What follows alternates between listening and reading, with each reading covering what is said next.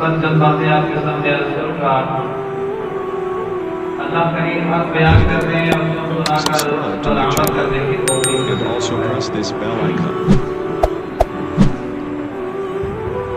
قرآن اللہ رب العزت کا کلام ہے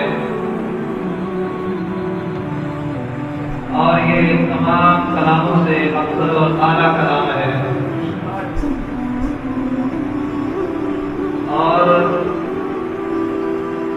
قرآن کی ابتدا میں اللہ کریم نے ارشاد فرمایا ذالک الکتاب لا ریب فیہ، یہ وہ کتاب ہے کہ اس میں کسی قسم کا کوئی شک نہیں ہے۔ قرآن اللہ تبارک و تعالیٰ کا وہ کلام ہے، اللہ کریم نے نازل بھی خود فرمایا ہے اور اس کی حفاظت بھی اللہ کریم نے اپنے ذمہ دی ہے۔ اس سے پہلے بھی آسمانی کتابیں نازل ہوتی رہی، لیکن اللہ کریم نے کسی کتاب کی حفاظت اپنے ذمہ نہیں لی۔ قرآن کریم قرآن حمید کو عظیم کلام ہے کہ اللہ تبارک و تعالیٰ نے اس کو نازل میں خود فرمایا اور فرمایا اِنَّا نَحْنُ نَزَّلْنَا الذِّكْرَ وَإِنَّا لَهُ لَحَافِظُونَ، کہ بے شک یہ قرآن ہم نے ہی نازل کیا ہے اور ہم خود ہی اس کی حفاظت کریں گے۔ یہی وجہ ہے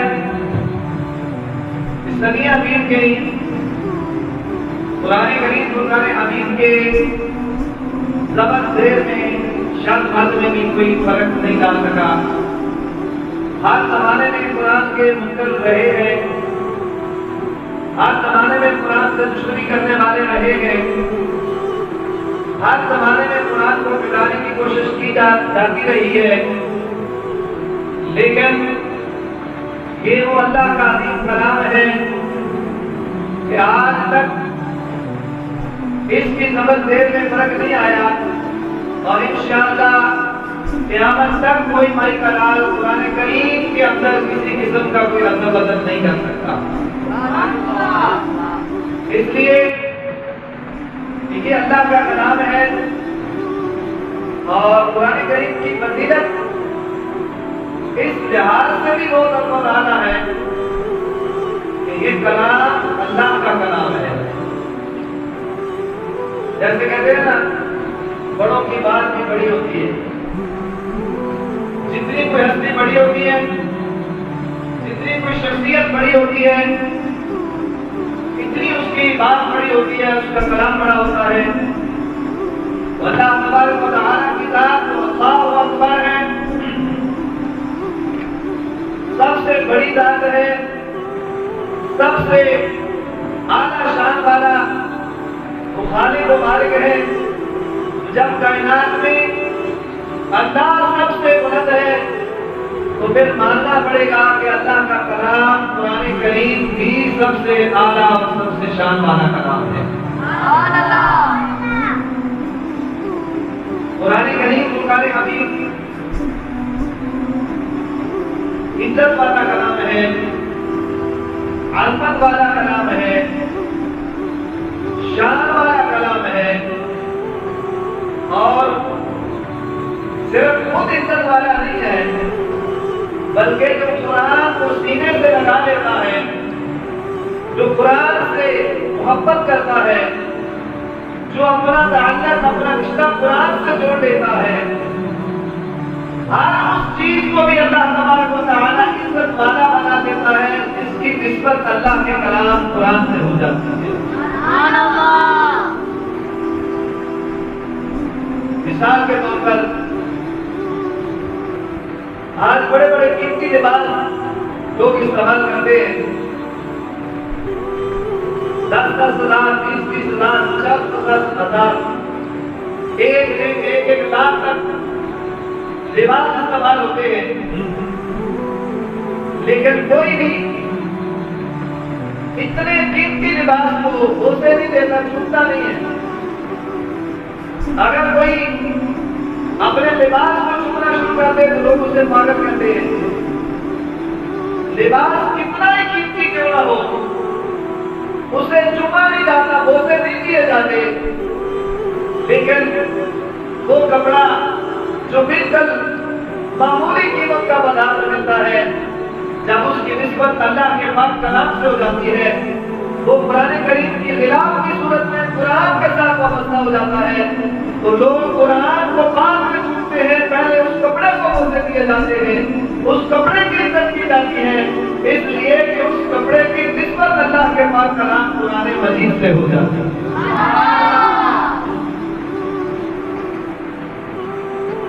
لکڑی بڑا بڑا اعلیٰ قسم کا فرنیچر، صوفے، بیڈ ہم گھروں میں استعمال کرتے ہیں، بڑا بڑا خوبصورت فرنیچر، لیکن اس پر ہم بیٹھ جاتے ہیں، اس پر ہم پاؤں بھی رکھتے ہیں، اس پر ہم جوتے بھی رکھتے ہیں، باقی کی حالت میں بیٹھتے ہیں، ناپاکی کی حالت میں بھی بیٹھ جاتے ہیں۔ وہی لکڑی جب قرآن کریم سے اس کی نسبت ہو جاتی ہے، جب قرآن کریم رکھنے کے لیے ریل یا پھٹی یا ڈیسک کی صورت میں قرآن سے اس لکڑی کی فضیلت ہو جاتی ہے، تو اس کے اوپر بیٹھنا تو دور کی بات ہے، اس ریل یا اس پھٹی کی طرف ہم پاؤں پھیلا کر بھی نہیں بیٹھتے، اس لیے کہ سامنے وہ ریل اور وہ پھٹی اور وہ لکڑ پڑی ہے جس پر اللہ کا پاک کلام رکھا جاتا ہے، تو اس لکڑ میں بھی عزت ہو جاتی ہے جس کی نسبت اللہ کے پاک کلام قرآن کریم سے ہو جاتی ہے۔ اور اسی طرح وہ سینہ، جس سینے کو اللہ تبارک و تعالیٰ قرآن کے لیے منتخب فرماتا ہے، ہزاروں بچے ہیں، لاکھوں بچے ہیں، لیکن ان کی وہ قدر نہیں ہے، ان کی وہ عزت نہیں ہے۔ جو بچہ قرآن کی طرف آ جاتا ہے، جس کی نسبت قرآن سے ہو جاتی ہے، جس کے سینے میں اللہ کا پاک کلام آ جاتا ہے، اللہ تبارک و تعالیٰ اس بچے کی عزت کو بھی بڑھا دیتا ہے، اس حافظ قرآن کی عزت کو بھی بڑھا دیتا ہے، اس قاری قرآن کی عزت کو بھی بڑھا دیتا ہے، اور سارے معاشرے میں ان کی عزت سب سے بلند ہو جاتی ہے، سب سے اونچی عزت ہو جاتی ہے، ہر کوئی اس کی عزت کرتا ہے۔ اس لیے نہیں کہ یہ کسی چودھری کا بچہ ہے یا کسی مالدار کا بچہ ہے، بلکہ اس لیے ان بچوں کی عزت ہوتی ہے کہ اس کی نسبت اللہ کے پاک کلام قرآن کریم سے ہو جاتی ہے۔ یہی وجہ ہے کہ جس سینے میں قرآن آ جاتا ہے وہ سینہ بھی عزت والا سینہ بن جاتا ہے۔ مصلی رسول اور ممبر رسول اس دنیا میں سب سے عزت والی جگہ ہے۔ مصلی رسول سب سے شان والی جگہ ہے۔ ممبر رسول سب سے اعلیٰ کرسی، سب سے اعلیٰ سیٹ ممبر رسول ہے، اور اس عزت والی جگہ کو پانے کے لیے کسی زمیندار کا بیٹا ہونا ضروری نہیں ہے۔ اس عزت والی جگہ کو حاصل کرنے کے لیے کسی مالدار کا بیٹا ہونا ضروری نہیں ہے، کسی کالج یونیورسٹی یا انگلش میڈیم اسکول سے ڈگری لینا ضروری نہیں ہے۔ اللہ تبارک و تعالیٰ جس سینے کو قرآن کے لیے منتخب کروا دیتا ہے، قرآن کی نسبت اور عزت کی وجہ سے اللہ کریم اس کو مصلی رسول کا وارث بھی بنا دیتا ہے، اللہ اسے ممبر رسول کا وارث بھی بنا دیتا ہے۔ قرآن بہت عزت والا کا نام ہے، چونکہ قرآن بھیجنے والا اللہ ہے، اللہ بھی عزت والا ہے. قرآن لے کر آنے والے سید الملائکہ حضرت جبریل امین ہیں.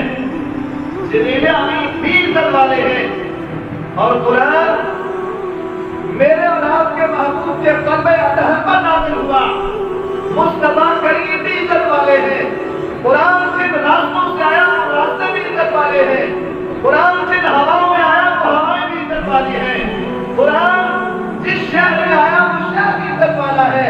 قرآن جس رات میں آیا وہ رات بھی عزت والی ہے. قرآن جس مہینے میں آیا وہ مہینہ بھی عزت والا ہے. قرآن جس سینے میں آ جائے وہ سینہ بھی عزت والا بن جاتا ہے. جس قرآن کی جس کے ساتھ نسبت ہو جاتی ہے اللہ تبارک و تعالیٰ اس کو صرف اس دنیا میں نہیں اس دنیا کے اندر بھی عزت عطا فرماتا ہے. قبر کے اندر بھی عزت عطا فرماتا ہے. کل محشر کے میدان کے اندر بھی عزتوں کے ساتھ اللہ تبارک و تعالیٰ فرماتا ہے. یہ قرآن اتنی بڑی کتاب ہے, اتنا بڑا کلام ہے. فرمایا لو انزلنا هذا القرآن على جبل لرأيته خاشعا متصدعا من خشية الله.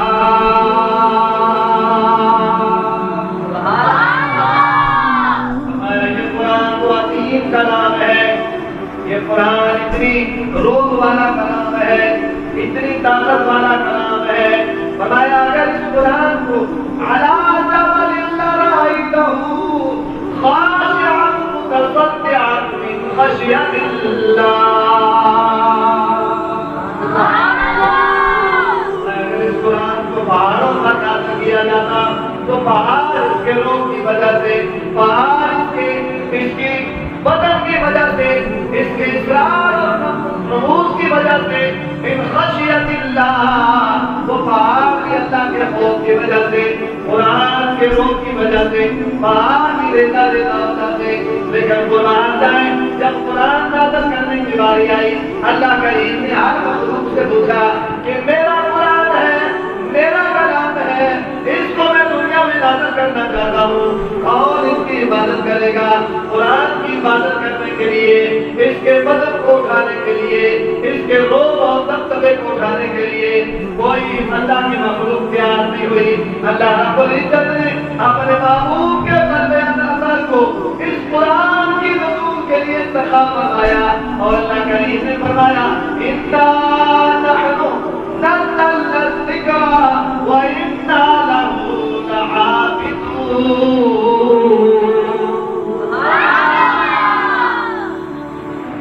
ہمارا کلام ہے, ہم نے اس کو نازل کیا ہے اور ہم خود ہی اس کی عبادت کریں گے.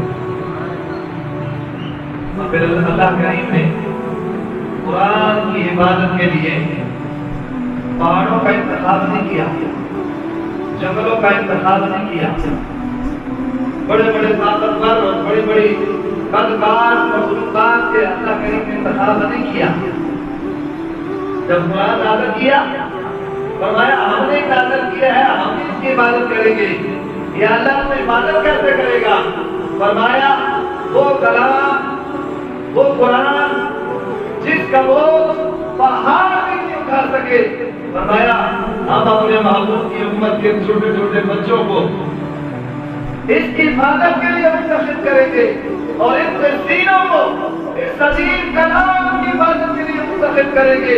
اللہ رب العزت محبوب کی امت کے ان معصوم بچوں کے سینے کو اس طرح وسیع کر دیتا ہے. اللہ تبارک و تعالی ان کے سینوں کے ذریعے اپنے اس پاک کلام کی آج تک حفاظت فرما رہا ہے اور قیامت تک اللہ کریم ان کے سینوں کے ذریعے قرآن کی حفاظت فرماتا ہے.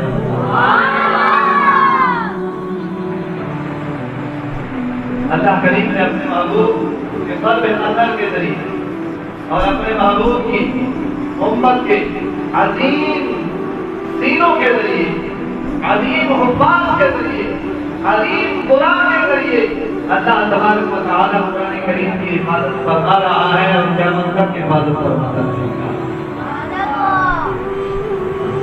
دنیا میں بس یہ کتاب ہے قرآن، جس کو ہاتھ لگانا بھی ثواب ہے، جس کی زیارت کرنا بھی ثواب ہے، جس کو پڑھنا بھی ثواب ہے، جس کا حفظ کرنا بھی ثواب ہے، جس کا ترجمہ پڑھنا بھی ثواب ہے، جس کی تفسیر پڑھنا بھی ثواب ہے، جس کو سمجھنا بھی ثواب ہے، جس کو سیکھنا بھی ثواب ہے، جس کو سکھانا بھی ثواب ہے۔ اور یہ دنیا میں واحد کلام اور کتاب ہے جس پر عمل کر کے دنیا آخرت کی کامیابی حاصل کی جاتی ہے۔ یہی وجہ کہ آقا کریم علیہ السلام اپنے غلاموں کو ارشاد فرماتے ہیں، فرمایا ہے میرے غلاموں، اپنی اولادوں کو 3 چیزیں ضرور سکھانی ہے، 3 چیزوں کا سبق ضرور دینا ہے، 3 چیزوں کا درس ضرور دینا ہے۔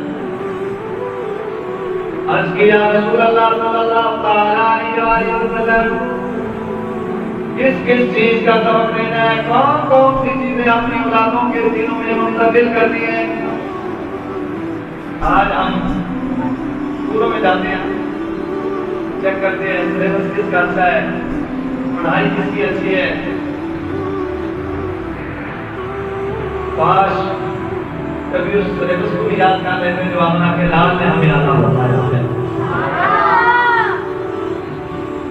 آقا کریم علیہ السلام نے فرمایا، میرا ہر غلام، میرا ہر امتی جس کو اللہ رب العزت نے اولاد جیسی عظیم نعمت عطا فرمائی ہے، اس کے لیے ضروری ہے کہ وہ اپنی اولاد کو 3 چیزوں کا سبق دے، اپنی اولاد کو 3 چیزوں کا درس دے۔ یا رسول اللہ صلی اللہ علیہ وسلم، وہ 3 چیزیں کون سی ہیں؟ کس چیز کا سبق دینا ہے، کس چیز کا درس دینا ہے؟ مصطفیٰ کریم نے فرمایا، پہلا یہ سبق ہے کہ اپنی اولادوں کے سینوں میں محبت مصطفیٰ کو ڈالنا ہے۔ پہلا سبق عشق مصطفیٰ دینا ہے، میری محبت اپنی اولاد کے سینوں میں منتقل کرنی ہے۔ اور دوسرا سبق یہ دیا، فرمایا میری آج اہل بیت اطہار کی محبت اپنی اولادوں کے سینوں میں منتقل کرنی ہے۔ اور تیسرا سبق یہ دیا، فرمایا جو میرا غلام ہے، جو میرا امتی ہے، اس کے لیے ضروری ہے اپنی اولادوں کے دلوں میں قرآن کی محبت پیدا کر دے، قرآن کا ادب پیدا کر دے، قرآن کا عشق پیدا کر دے، قرآن کا نور پیدا کر دے۔ لیکن افسوس، شاید کوئی ایسا ماں باپ مل جائے جنہوں نے کبھی اولاد کو بٹھا کر بتایا ہو کہ میرے بیٹے یا بیٹی آمنہ کے لال کی یہ شان ہے، آمنہ کے لال کا یہ مقام ہے۔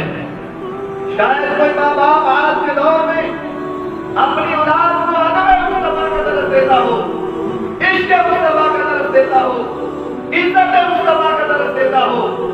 اگر آج کے دور میں یہ سبق کوئی ہلکا پھلکا ملتا بھی ہے تو الحمدللہ وہ دینی مدارس ہیں، دینی مدارس کے ذریعے کے سبق دیا جاتا ہے، علماء کے ذریعے کے سبق دیا جاتا ہے۔ افسوس کہ ہم خود بھی اپنی اولادوں کے سینوں میں یہ سبق نہیں ڈال سکے، اور ہم نے اپنی اولادوں کو دینی مدارس سے بھی دور کر دیا، ہم نے اپنی اولادوں کو علماء کی محفلوں سے دور کر دیا۔ یہی وجہ ہے کہ آج ہر آئے روز نئے فتنے پیدا ہوتے ہیں اور ہماری اولادیں آئے روز کسی نہ کسی نئے فتنے میں مبتلا نظر آتی ہیں۔ مصطفیٰ کریم نے حکم فرمایا اپنی اولاد کے دلوں میں اللہ کے محبوب محمد عربی کی محبت پیدا کرتی ہے، حضور کی آج اہل بیت اطہار کی محبت پیدا کرتی ہے، اور اللہ کے پاک کلام قرآن کریم کی محبت پیدا کرتی ہے۔ آج قرآن پڑھنے کے لیے ہمارے پاس وقت نہیں ہے، ماں صبح سوئی رہتی ہے، دن کو کاموں میں مصروف رہتی ہے، رات کو فلمیں اور ڈراموں میں گزارتی ہے، باپ صبح سویا ہوتا ہے، دن کو محنت مزدوری میں لگا ہوتا ہے، اور رات کو فلموں ڈراموں میں بسر کرتا ہے، اولاد صبح سوئی رہتی ہے، دن کو سکول کالج یونیورسٹی کی فکر ہوتی ہے، پچھلے ٹائم ٹیلیویژن کی فکر ہوتی ہے. بتاؤ کب وہ وقت آئے گا جب ہمارے دلوں میں قرآن کی محبت پیدا ہوگی، ہم اپنی اولادوں کے دلوں میں قرآن کا ادب پیدا کریں گے، قرآن کا عشق دیں گے، قرآن کی تعلیم اپنی اولادوں کو دیں گے. مصطفیٰ کریم علیہ السلام نے تو ہمیں کامیابی اور عزت کے لیے 3 چیزیں دی ہیں.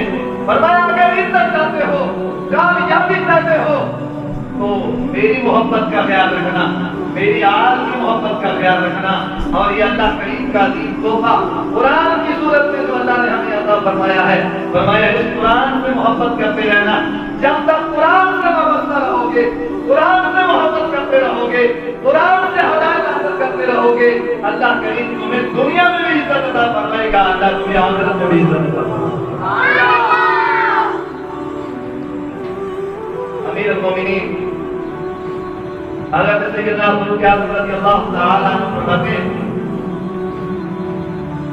جب میرا دل کرے نا کبھی کہ میں اپنے رب سے باتیں کروں، جب میرا دل کرے کہ میں اپنے رب سے بولیے میں اپنے رب سے باتیں کروں. کون فرما رہا ہے؟ امیر المومنین حضرت عمر بن خطاب فرما رہے ہیں. فرماتے ہیں جب میرا دل کرے کہ میں اپنے رب سے باتیں کروں تو فرماتے ہیں میں دنیا سے بے نیاز ہو کر وضو کر کے اللہ کی بارگاہ میں حاضر ہو کر نماز میں مصروف ہو جاتا ہوں. نماز اللہ سے باتیں کرنے کا نام ہے، اللہ کی تعریف کرنے کا نام ہے، اللہ کی حمد و ثنا کرنے کا نام ہے، اللہ سے مانگنے کا نام ہے. امیر المومنین حضرت سیدنا فاروق اعظم فرماتے ہیں جب میرا دل کرے کہ میں رب سے باتیں کروں تو میں نماز میں مصروف ہو جاتا ہوں، اور جب میرا دل کرے کہ رب مجھ سے باتیں کرے تو میں رب کا قرآن کھولتا ہوں اور قرآن کی تلاوت میں مصروف ہو جاتا ہوں. کیا فرمایا؟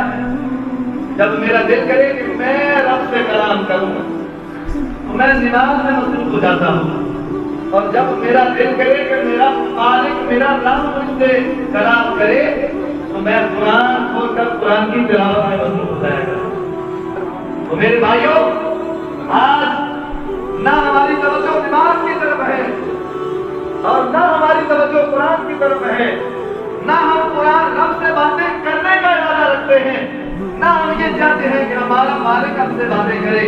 حضرت سیدنا علی المرتضیٰ شیخ خدا رضی اللہ تعالی عنہ کا ارشاد فرماتے ہیں، حدیث مبارکہ ہے مصطفیٰ کریم علیہ السلام نے فرمایا علی ہمیشہ قرآن پڑھتے رہنا اور پڑھاتے رہنا. کیا کرنا؟ ہمیشہ قرآن پڑھتے رہنا اور پڑھاتے رہنا. یا رسول اللہ فائدہ کیا ہوگا؟ فرمایا ہر حرف کے بدلے 10 نیکیاں ملیں گی، ہر حرف کے بدلے 10 گناہ معاف ہوں گے، ہر حرف کے بدلے 10 درجے بلند ہوں گے.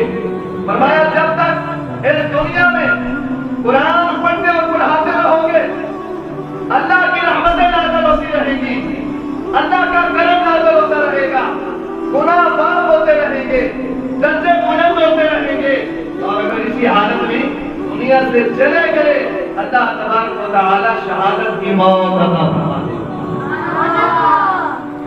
اور قرآن حدیث مبارکہ میں مصطفیٰ کریم علیہ السلام ارشاد فرماتے ہیں کہ قرآن پڑھنے اور پڑھانے والے، قرآن سے محبت کرنے والے وہ خوش نصیب لوگ ہیں جن کو کل محشر کے میدان میں اللہ کریم اپنے عرش کا سایہ عطا فرمائے گا.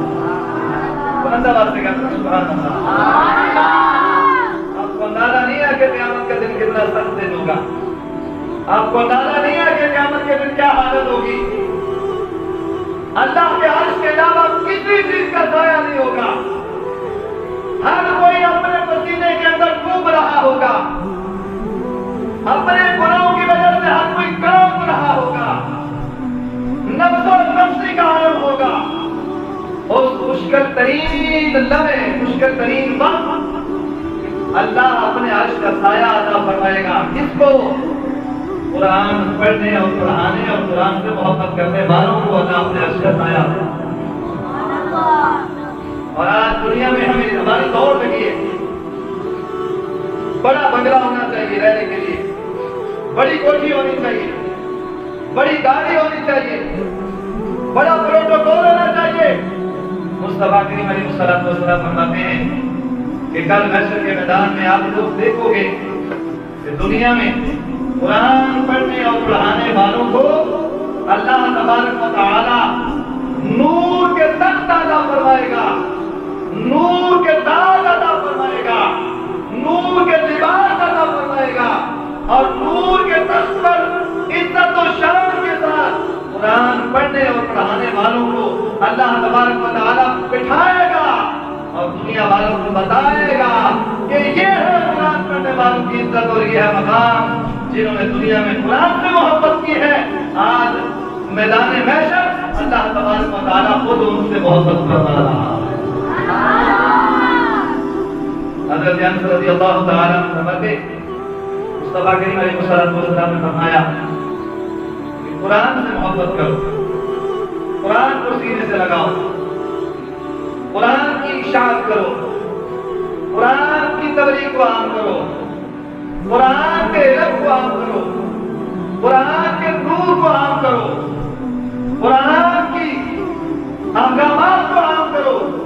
اور فرمایا جو بندہ اپنے بچے یا بچی کو، بیٹے یا بیٹی کو ناظرہ قرآن پڑھاتا ہے، ناظرہ قرآن پڑھاتا ہے، بڑا بیٹے نے ہے یا بیٹی نے ہے، مصطفیٰ کریم فرماتے ہیں اللہ تبارک و تعالی ناظرہ قرآن پڑھانے والے ماں باپ کی ساری زندگی کے گناہوں کو معاف فرما دے۔ بڑا بیٹے نے ہے، قرآن ناظرہ بیٹی نے پڑھا ہے، لیکن ماں باپ کو یہ عزت عطا کی جا رہی ہے۔ آپ اس کا اندازہ لگائیں کہ ماں باپ کے گناہ معاف ہو رہے ہیں، جس نے قرآن ناظرہ پڑھا ہے اللہ تبارک و تعالی اس کو کتنی عزت اور شان عطا فرما رہا ہے۔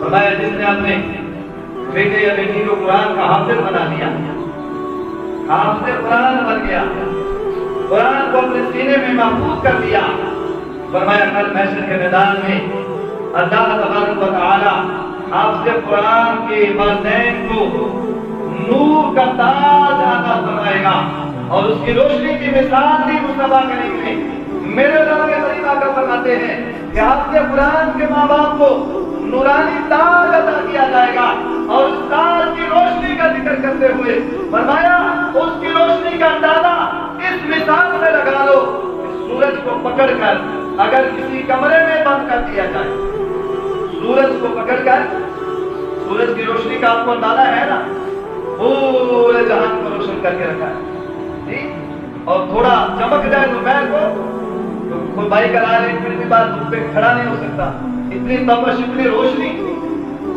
مصطفیٰ کریم فرماتے ہیں سورج کو پکڑ کر ایک کمرے میں بند کر دیا جائے تو ذرا تصور کریں کہ اس کمرے کے اندر روشنی کا عالم کیا ہوگا۔ فرمایا جس طرح اس کمرے کے اندر سورج کی روشنی ہوگی، آپ سے قرآن کے ماں باپ کو محشر کے میدان میں اللہ کریم تاج عطا فرمائے گا، اور اس کی روشنی اس روشنی سے بھی زیادہ ہوگی۔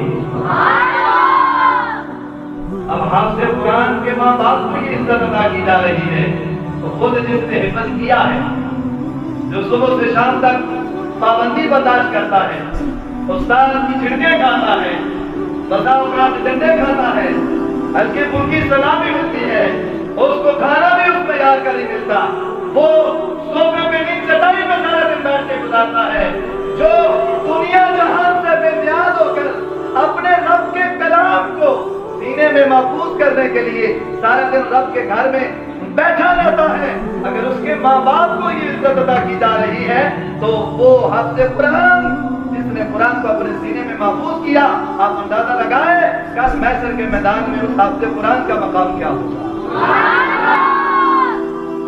ایک جھلک مصطفیٰ کریم کی حدیث مبارکہ، آقا کریم علیہ الصلوۃ والسلام فرماتے ہیں قرآن یاد کرنے والوں کو بلایا جائے گا، محشر کے میدان میں حکم ہوگا کہاں ہیں قرآن پڑھنے والے؟ اللہ کی بارگاہ میں حاضر ہو جائیں گے سارے حافظ قاری۔ اللہ تعالیٰ فرمائے گا تم نے دنیا میں رہ کر میرا قرآن پڑھا ہے، میرے کلام کی تبلیغ کی ہے، میرے قرآن سے محبت کی ہے، میرے قرآن کو سیکھتے اور سکھانے میں زندگی گزار دی ہے، میرے قرآن اور میرے کلام کی تبلیغ کو عام کرتے رہے ہو۔ آج تمہاری شان یہ ہے کہ یہ درجے یہاں سے شروع ہو رہے ہیں جنت کے۔ جس طرح دنیا میں قرآن پڑھا کرتے تھے، ٹھہر ٹھہر کر قرآن پڑھا کرتے تھے، سکون سے قرآن پڑھا کرتے تھے، محبت سے قرآن پڑھا کرتے تھے، پیار سے قرآن پڑھا کرتے تھے، اللہ کریم فرمائے گا قرآن کی تلاوت الحمد سے شروع کرو، جنت کے درجے چڑھتے جاؤ چڑھتے جاؤ چڑھتے جاؤ، جہاں قرآن کی بناس کی سین ختم ہوگی وہاں تک ساری جنت اللہ اس حافظ سے قرآن کے نام لگا دے گا۔ پھر پتہ چلے گا کہ قرآن والوں کی عزت کیا ہے۔ اور پھر حضور فرماتے ہیں حافظ قرآن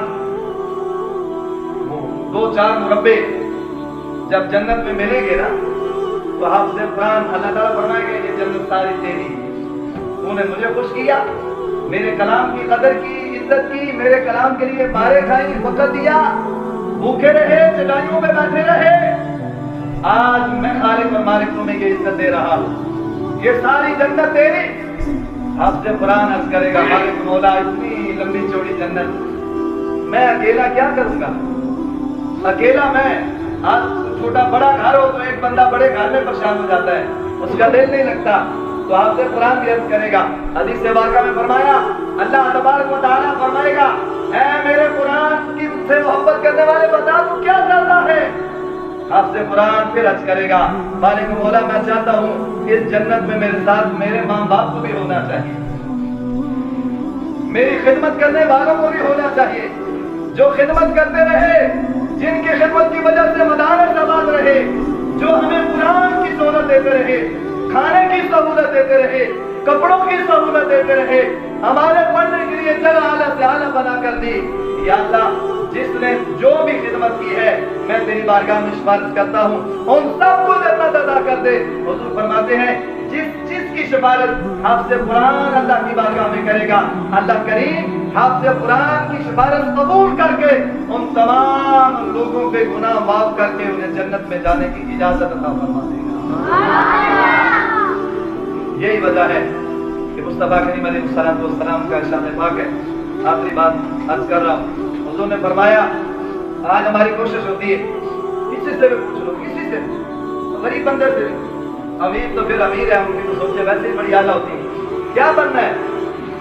بچوں کے دل میں ڈالا جاتا ہے میرا بیٹا انجینئر بنے گا، کوئی کہتا ہے میرا بیٹا ڈاکٹر بنے گا، کوئی کہتا ہے میرا بیٹا فوجی افسر بنے گا، کوئی کہتا ہے جی میرا بیٹا فلاں یونیورسٹی سے ڈگری حاصل کر کے یہ امریکہ کی یونیورسٹی میں جائے گا، کوئی یورپ کے خواب دیکھتا ہے۔ مصطفیٰ کریم علیہ السلام نے کیا ارشاد فرمایا؟ فرمایا یہ ساری چیزیں آتی ہیں، آؤ میرے غلاموں میں تمہیں وہ سبق دیتا ہوں جس سے دنیا بھی بہتر ہو جاتی ہے، قبر بھی روشن ہو جاتی ہے، محشر کے میدان میں بھی عزتوں کے تاج بنائے جائیں گے۔ یا اللہ وہ کون سی چیز ہے؟ فرمایا پہلی چیز یہ ہے کہ تم معلم بن جاؤ، عالم دین بن جاؤ، دین پڑھانے والے بن جاؤ۔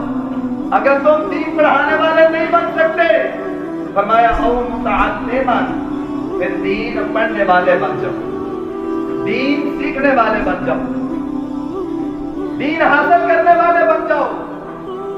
تیسرے نمبر پر فرمایا اگر تم یہ بھی نہیں کر سکتے، عالم دین بھی نہیں بن سکتے، دین پڑھانے کی بھی توفیق نہیں ہے اور دین پڑھنے کی بھی توفیق نہیں ہے، تو فرمایا پھر دین پڑھنے اور پڑھانے والوں کی خدمت کرنے میں لگ جاؤ، ان سے پیار کرنے والے بن جاؤ، ان کی عزت کرنا سیکھ لو، ان کی ضرورتیں پوری کر دیا کرو اور ان کی خدمت کر دیا کرو، ان کی عزت کیا کرو، ان سے پیار کیا کرو، اس لیے کہ یہ قرآن پڑھنے اور پڑھانے والے ہیں، یہ دین پڑھنے اور پڑھانے والے ہیں۔ تین چیزیں۔ اس کے بعد مصطفیٰ کریم نے فرمایا اگر تم یہ تیسرا کام بھی نہیں کر سکتے تو فرمایا کم از کم ان سے بغض نہ کیا کرو۔ اگر تمہاری زبان سے ان کی تعریف نہیں نکل سکتی تو ان سے حسد نہ کیا کرو، ان کے گرہ نہ کیا کرو، ان کی غیبت نہ کیا کرو اور ان سے دشمنی نہ کیا کرو، ان کی مخالفت نہ کیا کرو، وگرنہ تم تباہ و برباد ہو جاؤ گے۔ تو آؤ ہمیں عالم دین بننے کی کوشش کرنی چاہیے۔ کامیابی کا سرٹیفکیٹ انگلش میڈیم اسکول یا یونیورسٹی کالج کی ڈگری کو قرار نہیں دیا، فرمایا کامیابی اس چیز میں ہے کہ دین پڑھانے والے بن جاؤ، پھر کامیابی اس میں ہے کہ دین پڑھنے والے بن جاؤ، پھر کامیابی اس میں ہے کہ دین پڑھنے اور پڑھانے والوں کے خدمتگار بن جاؤ، ان سے محبت کرنے والے بن جاؤ، ان کی ضرورتوں پورے کرنے والے بن جاؤ۔ اور فرمایا اگر یہ تینوں کام نہیں کر سکتے تو پھر اپنی زبان کو روک لو، اپنے دلوں کو پاک کر لو، علماء اور حفاظ کا بغض سینوں سے نکال دو، ان سے دشمنی نہ کرو، ان کی مخالفت نہ کرو۔ فرمایا پھر خاموشی اختیار کر جاؤ، تمہارا معاملہ پھر رب کے سپرد ہے۔ اگر دین پڑھنے پڑھانے والوں سے دشمنی کرو گے تو فرمایا پھر تباہی اور بربادی تمہارا مقدر بن جائے گی۔ تو میرے بھائیوں، قرآن سب سے اعلیٰ کلام ہے۔ قرآن کی محبت ہی دنیا میں بھی کامیابی عطا کرتی ہے، قرآن کی محبت ہی قبر میں بھی عزت عطا کرتی ہے، اور قرآن کا پیار ہی میدان محشر میں بھی اللہ کریم عزتوں کے تاج عطا فرمائے گا۔ آؤ آئے دن یہ قرآن کی بے ادبی جو ہو رہی ہے، یہ شاید اسی لیے ہے کہ ہم نے قرآن کو بلا دیا، ہم قرآن کو اپنے سے دور کر دیا۔ ہم نے یہی سمجھا کہ بس کوئی مر جائے تو اٹھاؤ سورہ یاسین اور سورہ ملک پڑھ لو، یہ قرآن کا حق ہے۔ نہیں، خود بھی قرآن کا نور اپنے سینوں میں منتقل کرو، اپنی اولادوں کے دلوں میں بھی قرآن کا نور اور قرآن کا علم منتقل کرو، تاکہ دنیا بھی ہماری بہتر ہو جائے، آخرت بھی ہماری بہتر ہو جائے۔ وآخر دعوانا الحمدللہ۔